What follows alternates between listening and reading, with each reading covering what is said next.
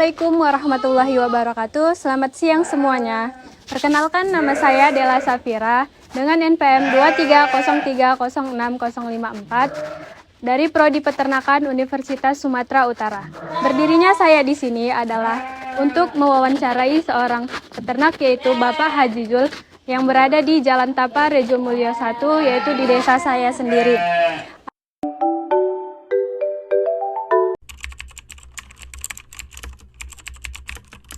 Jenisnya domba, ada 3 jenis, Merino, Arsip, dan Texel. Saat tertentu. Contohnya seperti apa, Pak? Pada saat Idul Adha gitu, Pak? Untuk AKK, ya untuk AKK yang tertentu, sama yang sebagian sama agen juga lah, yang betina. Menurut saya, perencanaan seorang pemilik dalam pemilihan bibit domba yang ia sudah pilih itu sudah cukup baik, karena pemilik ini memilih untuk menernak 3 jenis domba, yang dimana domba-domba ini nantinya akan dipasarkan untuk menjadi ternak potong. Namun di sini saya berpendapat supaya pemilik ini lebih mengembangkan satu jenis domba saja, seperti domba Texel, yang dimana domba Texel ini memiliki kualitas daging yang baik dan pertumbuhan yang cepat.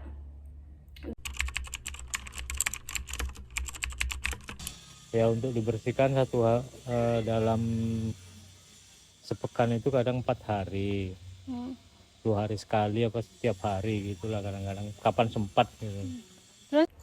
Dalam perencanaan pembersihan kandangnya, pemilik juga sudah cukup baik dalam melaksanakan pembersihan kandangnya, yang dimana pemilik ini melakukan pembersihan kandangnya itu setiap pekan itu 4 kali atau 2 hari sekali. Tapi menurut saya di sini alangkah baiknya jika kandang itu dibersihkan setiap hari untuk menjaga kesehatan ternak dan menjaga kualitas udara yang ada di dalam kandang. Dan tidak hanya melakukan pembersihan harian saja, tetapi pemilik juga harus melakukan pembersihan setiap minggunya guna mengganti alas kandang, membersihkan sisa makanan dan minuman yang terdapat di area kandang, serta membersihkan area tidur ternak tersebut. Intinya dilakukan pembersihan itu secara rutin agar menjaga kesehatan ternak ini. Jika ada masalah cepat ketahuan dan cepat dapat ditangani. Yang paling utama buat cacing, kami pakai itu Kalbajen gitu. Dan menurut saya dalam pemberian obat-obatan, pemilik juga sudah cukup baik memberikan obat cacing pada domba-dombanya. Namun di sini seorang pemilik alangkah baiknya itu tidak hanya memberi obat cacing saja, namun memberi suntik vaksin kepada ternaknya agar terhindar dari virus-virus tertentu atau penyakit-penyakit tertentu. Keluar daerah. Berarti kalau untuk sekarang masih di sini. Masih untuk lokal lah. Di sini saja ya. Iya. Terus dalam pemasarannya, pemilik juga sudah cukup baik untuk memasarkannya ke lingkungan sekitar, dan domba betinanya itu dipasarkan ke agen-agen. Namun di sini alangkah lebih baiknya jika pemilik itu memiliki target tertentu setiap bulan sekali.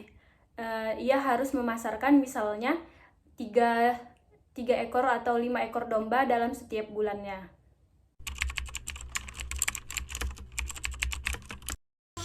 Ya, rumput gajah baru pakai konsentra mulase, baru ampas tempe, kadang pakai ampas tahu.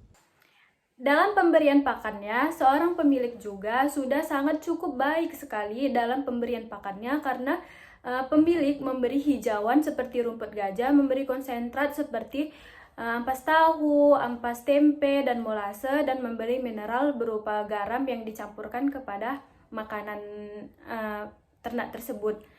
Tetapi di sini alangkah baiknya jika pemilik juga menambahkan pakan tambahan seperti vitamin dan pelet pakan guna memenuhi nutrisi yang lebih spesifik.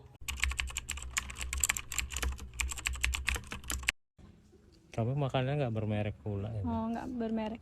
Terus kalau untuk pakannya itu Pak, berapa persen Bapak Ya berikan? kalau macam ampas tahu sama kedelai ya 40-50, tambah campurannya itu kan air gitu. Oh iya.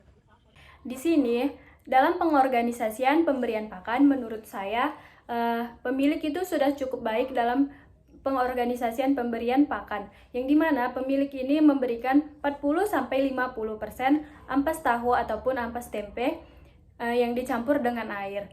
Namun di sini pemilik tidak menjelaskan memberi hijauannya itu berapa persen. Dan dari referensi yang saya cari dan saya baca, sebaiknya seorang pemilik ternak domba itu memberikan hijauan sebanyak 70 hingga 80% dari bobot pakan, dan bisa saja itu bervariasi tergantung dari berbagai faktor. Dan untuk konsentratnya sendiri, sebaiknya kita tidak memberikan lebih dari 20 atau 30% dari total pakan. Dan untuk mineral, kita bisa memberikannya 1 hingga 3% dari total pakan. 3 bulan sekali. Dan dalam pengorganisasian pemberian obat cacing, menurut saya pemilik sudah tepat memberikan obat cacing sebanyak 3 bulan sekali. Namun, pemilik juga dapat menambahkan suntik vaksin kepada hewan ternaknya, yaitu yang dilakukan pada saat ternaknya masih bayi dan dilakukan secara rutin. Waktunya dapat menyesuaikan sesuai kebutuhan hewan ternak tadi. Biasanya kalau pagi ya suruh bersihkan kandang. Kalau Dalam pengorganisasian pemberian tugas-tugas kepada karyawannya, menurut saya pemilik sudah melakukan pembagian tugas yang cukup baik kepada karyawannya, yang dimana karyawannya ini membersihkan kandang. Namun menurut saya sebaiknya pemilik itu tidak hanya memberikan tugas pembersihan kandang saja kepada karyawannya, tetapi juga memberi pakan ternak, memeriksa kesehatan ternak, memantau perkembangan ternak-ternak yang ada, dan memantau kondisi lingkungan seperti suhu, kelembapan yang dibutuhkan oleh domba. melalui telepon aja. Oh, ada teleponnya Pak. Dan dalam pengorganisasian pemasaran, pemilik juga sudah cukup baik, yaitu memasarkannya dengan cara melalui telepon. Namun, di sini menurut saya sebaiknya pemilik tidak hanya menerima pesanan melalui telepon saja, tetapi pemilik bisa melakukan pembentukan denah di Maps atau memasarkannya dengan cara jualan online di sosial media. Lalu bisa dipasarkan ke pasar-pasar yang menjual ternak potong.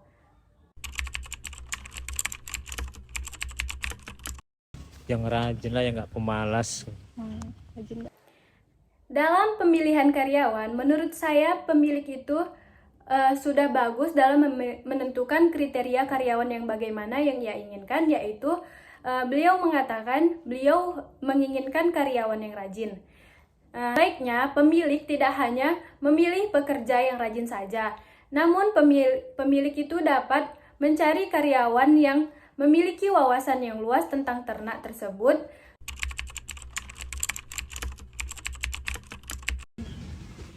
Ya memang selalu harus diarahkan lah, harus diatur untuk kebersihan kandang, minumnya, kebersihan kandang gitu lah. Dan dalam pengarahan, menurut saya pemilik itu sudah cukup baik memberikan arahan kepada karyawannya, yang dimana pemilik ini setiap hari memberikan arahan kepada karyawannya. Namun, untuk mengefisiensikan waktu, sebaiknya pemilik itu membuat papan jadwal di sekitar kandang, agar karyawannya membaca tugas-tugas yang akan dilaksanakannya setiap harinya. Dan dengan begitu, karyawannya juga akan lebih mudah mengingatnya dan melakukan pekerjaannya dengan teratur. Ya selalu.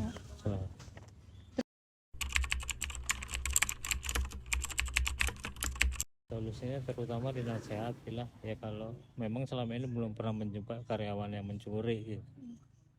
Jadi dikasih dinasehati lah Ya, ya, dikasih dinasehati arahan. aja. Ya selalu diiming-iming lah, istilahnya ada target apa, harus mendapat insentif gitu. Gaji intensif gitu. Iya. Dan dalam pengawasannya, di sini seorang pemilik selalu melakukan pengawasan setiap hari terhadap kandangnya.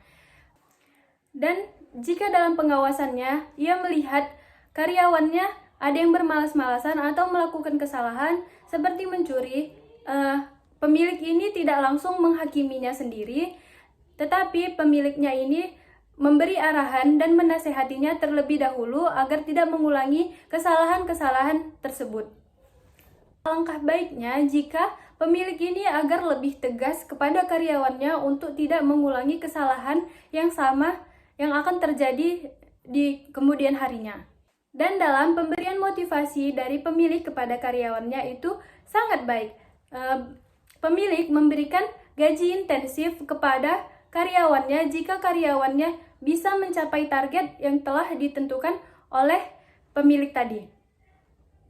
Tetapi menurut saya alangkah baiknya jika pemilik ini tidak hanya memberi gaji intensif, pemilik dapat memberikan bantuan berupa sembako kepada karyawan-karyawannya.